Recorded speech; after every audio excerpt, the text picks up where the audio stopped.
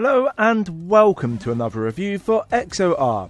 I'm Daniel Waite and this is brought to you in association with Andrew Edney's Movies, Games and Tech.com. Thanks to Andrew for allowing me to make content for his page, and thanks to the publishers and developers for the code. Today's review is Shadow of the Orient, which is available to buy on multiple platforms. Before we go any further, I'd love you to like, comment and subscribe if you enjoy what you see. Your support helps me to make content and grow my channel. So, let's wait no longer and see what it's all about.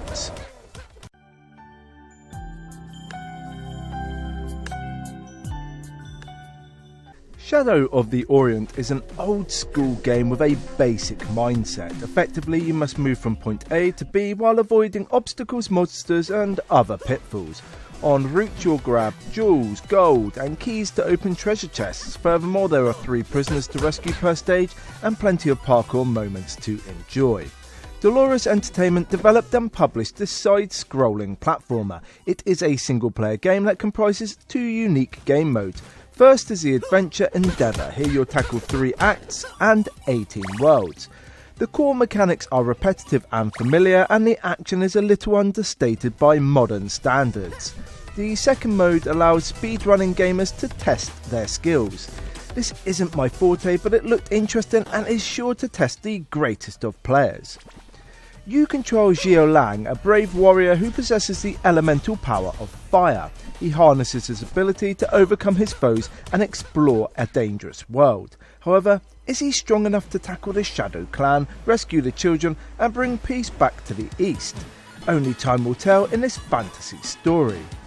The story may be a little out there, but the action is all too familiar. The simple side-scrolling approach will not blow you away. Luckily though, the developer has incorporated some minor Metroidvania gameplay to keep you on your toes. Additionally, there are skills to unlock to help you reach otherwise unobtainable heights.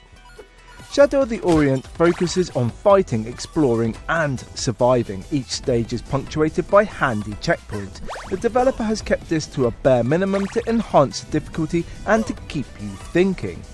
As you explore the world, you may climb ladders and rock faces. What's more, there are chasms to leap, spikes to avoid and deadly lava to miss. If this doesn't test you, the monsters will put you in your place. Unfortunately, the hero has a limited arsenal of weapons at their disposal. Mighty fists and your trusty feet are the go-to tools. As the game evolves, you will unlock new weapons with the coins and gems you gather. Yet until this happens, you will get smashed by flying creatures and beaten by everything on the ground. This was truly frustrating as the hitboxes are a little wonky and your foes march at ungodly pace. The earthy colour palette and repetitive backdrops should have disappointed me, but they didn't. I liked the stage design and the large worlds to explore. Leaping down pits and jumping across chasms was genuinely interesting and filled with danger. What wasn't good though was the number of glitches and bugs I discovered. For reasons unknown, the game would slow down to a snail's pace when collecting gems or coins. This happened intermittently and required a full reset to overcome the issue. Alongside this, I fell inside walls more than once, and this caused me to reset the stage while I screamed with rage. The audio is relatively straightforward and will not wow you. The sound effects are decent but lack originality. This was a shame as the developer should have and could have made a big song and dance with their audio. Though this didn't happen, I enjoyed the music and the basic noises. Though the controls were easy to understand and simple to execute, the hitboxes were an issue. If you then consider the fast moving monsters and the inability to freely hit flying creatures, things take a turn for the worse. Shadow of the Orient has a pleasant control layout, but too many minor issues prevent it from excelling. The inclusion of 2 game modes and plenty of upgrades increases replay value and longevity. Additionally, trying to find each of the children and the treasure chests was challenging. Therefore, if you wish to find every item and unlock every perk and weapon, you'll need plenty of luck and lots of patience. At its core, Shadow of the Orient is a pleasant indie game. I like the side-scrolling approach and the secrets you find. Furthermore, the game becomes a pleasure as you unlock new gear and abilities. However, the lackluster audio, sluggish controls and bugs were not what I expected from a modern indie title. Accordingly, it could have been much better and more polished.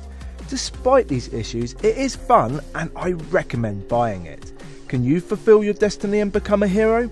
Harness your power, save the children, and defeat every monster you encounter. Thank you for watching, and I hope you like what you've seen. If you have, give the video a like, comment below, and hit the subscribe button. Until next time, keep gaming.